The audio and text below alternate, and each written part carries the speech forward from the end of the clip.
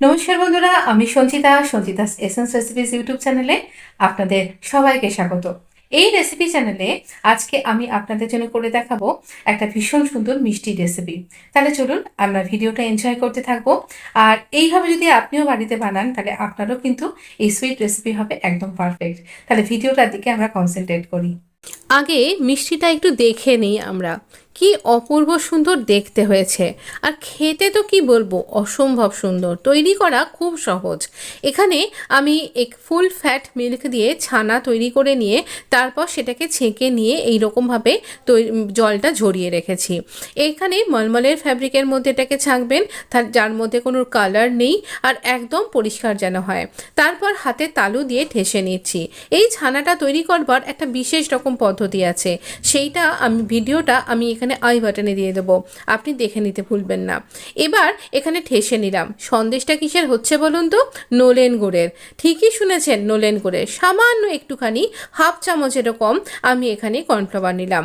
আর ছানাটা কিন্তু আমার 500 মিলিলিটার, মানে এক প্যাকেট, যে প্যাকেটের দুধ হয় ফুল ফ্যাট মিল্ক দিয়ে এই ছানাটা তৈরি হয়েছে।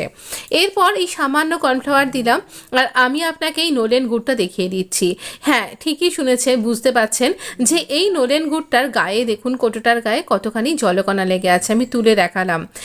এটা আমি ফ্রিজে সঞ্চয় করে রেখেছি। মানে কি বলবো, ভীষণ প্রাইসলেস একটা জিনিস। এই রকম টাইমে একটু নোলেন গুড়ের মিষ্টি বা পিঠে খেতে খুব ভালো লাগে। শীতটা পুরোপুরি পড়েনি, নতুন গুড় কি করে তৈরি হবে, তাই আমি আগের বছরের গুড়টাকে ফ্রিজের মধ্যে রেখে দিয়েছিলাম। এরকম ভিডিও আপনি অনেক পেয়ে যাবেন যে কি করে রাখে। তো আমি এখানে জাস্ট ফ্রিজের যে ডোর হয় সেখানে এয়ারটাইট এই স্টিলের কন্টেনারের মধ্যে রেখে দিয়েছিলাম। দেখাই যাক না ভালো থাকে কি থাকে না, ব্যাস সে তাইতেই থেকে গেছে। খুব ভালো ছিল। আর হ্যাঁ, গন্ধটা কিন্তু অতটা স্ট্রং ছিল না, একটু কমে গেছে। তো এই আর কি, এই এক বছরের মধ্যে নোলেন গুড়ের এই ইতিহাস। আমার চ্যানেলে নোলেন গুড়ের সন্দেশ প্রচণ্ড সবাই খেতে ভালোবাসেন, পছন্দ করেন। আমি দেখেছি প্রচণ্ড গরমেও কেউ এই ভিডিওটা দেখছেন। সেই জন্য আমার নিজেরই খুব ক্রেভিং হচ্ছিল, আর ভাইফোঁটায় আমি আমার ভাইকে এটা বানিয়ে দিয়েছিলাম। সেই হিসাবে আমি এটা তৈরি করলাম আপনাদের জন্য শেয়ার করবার জন্য। এখানে জল দিয়েছি যাতে এটা আটকে না যায়, তারপরে গুড়টা দিয়ে দিলাম। এখানে আমার যেহেতু খুব অল্প ছানা রয়েছে সেই জন্য আমি হাফ কাপ গুড় দিয়েছি, তবে একটু চিনিও দিয়েছি, কারণ এই নোলেন গুড়ের মধ্যে খুব কিটকিটে মিষ্টিটাও আসে না, ঠিক হালকা একটা স্মেল আর হালকা মিষ্টি থাকে, তাই সামান্য 2 চামচ চিনিও দিয়েছি। এই পাশ থেকে যে ক্যারামেলটা জমে যাচ্ছে সেটাকে এখানে তখনই মেশাবেন যদি আপনি এই ক্যারামেল কালারটা চান আপনার সন্দেশের মধ্যে, না হলে কিন্তু মেশাবেন না। তো আমি এখানে এই কালারটা চাইছিলাম। দেখুন কি সুন্দর রঙটা এসছে। এটা শুধু রঙটাই আসেনি, এই ক্যারামেল টেস্টটাও কিন্তু এসছে এর মধ্যে। এটা অপূর্ব সুন্দর খেতে হয়েছিল। একটু কড়া পাকের সন্দেশ আর কি, এটা আপনি কিছুদিন রেখে পর্যন্ত খেতে পারবেন। তো আমি পুরোটা কিন্তু নিইনি, দেখতেই পেলেন। এবার এখানে দেখুন আমি যে থালাটাতে মেখেছিলাম ছানাটা সেখানেই এটা ঢেলে রাখলাম। কোনো রকম তেল বা ঘি ব্রাশ করবার কোনোই দরকার নেই, তার কারণ এই দুধের ছানার মধ্যেই, দুধের মধ্যেই তার যে ফ্যাটটা সেটা তো রয়েছে। এবার আর কি এই ইচ্ছা মতন গোল্লা পাকিয়ে নিন, কিংবা আপনি ছাঁচে ফেলেও কিন্তু এটা তৈরি করতে পারেন। ওপরে টপিংস হিসাবে আমি যেমন চেরি দিয়েছি, আপনি ইচ্ছা করলে কাজু, কিশমিশ, পেস্তা, গোলাপ ফুলের পাপড়ি বা জাফরান যা খুশি দিতে পারেন। তবে নোলেন গুড়ের সাথে জাফরানটা ঠিক যাবে কিনা আমার জানা নেই, মনে হয় ঠিক যায় না। জাফরানের গন্ধটা ডমিনেট হয়ে যাবে।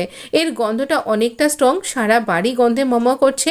আমি বলবো এই শীতের শুরুতে যদি আপনারও ফ্রিজে এরকমভাবে থেকে থাকে নোলেন গুড়, তাহলে বানিয়ে ফেলুন, আর না হলে অপেক্ষা করুন এই রকমভাবে তৈরি করার জন্য। এটা কিন্তু সত্যিই নোলেন গুড়, আমি চিনিকে ক্যারামেলাইজড করে কিন্তু ব্যবহার করিনি। তবে আপনি করতে পারেন, সেই ক্ষেত্রে টেম্পারেচারটাকে একটু কন্ট্রোল করতে হবে। সেটা কি করে করা যায় আচ্ছা দেখা যাবে এখনই আরেকদিন। আজকে এই ভিডিওটা এনজয় করুন। যদি ভিডিওটা ভালো লেগে থাকে অবশ্যই লাইক শেয়ার সাবস্ক্রাইব করে পাশে থাকবেন। উৎসবে আপনিও যেমন আনন্দ করেছেন আমিও তেমন আনন্দ করেছি, সেই জন্য সারা বছরই তো কাজ করি, একটু আনন্দ করি বলে আমিও আনন্দ করেছি। সাথে সামনে মেয়ের পরীক্ষা, সেই জন্য একটু ব্যস্ত হয়ে পড়েছিলাম। ভিডিও একটু কম এসছে, আশা করি এই মাসে আর সেটা হবে না। অবশ্যই আপনার সাথে থাকবেন। ভিডিও ভালো লাগলে লাইক শেয়ার সাবস্ক্রাইব করে পাশে থাকতে একদম ভুলবেন না। এখন শীতকাল চলে আসছে, বিভিন্ন ধরনের পিঠের রেসিপি, বিভিন্ন মিষ্টির রেসিপি, বিভিন্ন রকমের কেকের রেসিপি দেব তো ইচ্ছাই আছে। অবশ্যই সাথে থাকবেন। একটু নোলেন গুড় এইভাবে ছড়িয়ে দিলাম, দেখতেও ভালো লাগছে, ভীষণ সুন্দর। অবশ্যই বলবেন কেমন লাগলো।